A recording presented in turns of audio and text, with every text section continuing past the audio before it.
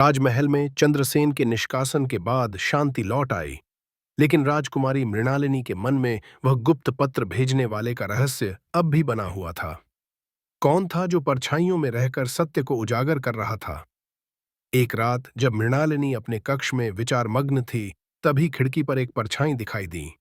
उन्होंने तुरंत तलवार उठाई, लेकिन जैसे ही उन्होंने दरवाजा खोला, वहां एक नकाबपोश खड़ा था। उसने धीरे से कहा, सिंहगढ़ अब भी पूरी तरह सुरक्षित नहीं है। तुम्हारे अपने लोग ही तुम्हारे विरुद्ध षड्यंत्र रच रहे हैं। मृणालिनी ने उससे उसका परिचय पूछा, लेकिन वह व्यक्ति केवल एक पत्र छोड़कर अंधेरे में गुम हो गया।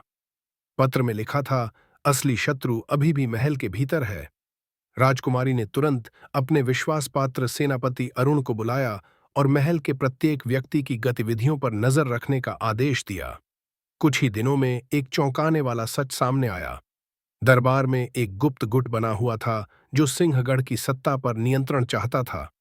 इस गुट का नेता कोई और नहीं बल्कि सेनापति अरुण ही था। यह खुलासा मृणालिनी के लिए किसी आघात से कम नहीं था। जिस व्यक्ति पर उन्होंने सबसे अधिक विश्वास किया, वही उनके विरुद्ध षड्यंत्र रच रहा था।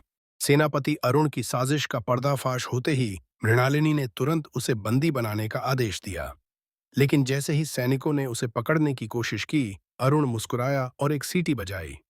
अगले ही क्षण महल के भीतर छुपे हुए उसके वफादार सैनिकों ने हमला कर दिया। सिंहगढ़ के कक्षों में तलवारों की गूंज सुनाई देने लगी। मृणालिनी समझ गई कि यह एक सोची समझी चाल थी। अरुण पहले ही अपनी चालें बिछा चुका था, लेकिन वह बिना लड़े हार मानने वालों में से नहीं थी। अपनी तलवार उठाकर वह स्वयं युद्ध में कूद पड़ी। उनके भरोसेमंद अंगरक्षकों ने उनके साथ मोर्चा संभाला, लेकिन अरुण की सेना अधिक संख्या में थी। युद्ध के बीच मृणालिनी को एक और झटका लगा। राजमहल का द्वार खोल दिया गया था और बाहर इंतजार कर रही एक अज्ञात सेना महल में प्रवेश कर रही थी। यह सेना किसकी थी? क्या यह चंद्रसेन की थी जो बदला लेने लौटा था, या कोई और शक्तिशाली शत्रु था जिसने इस साजिश का लाभ उठाने की योजना बनाई थी? महल अब एक रणभूमि बन चुका था।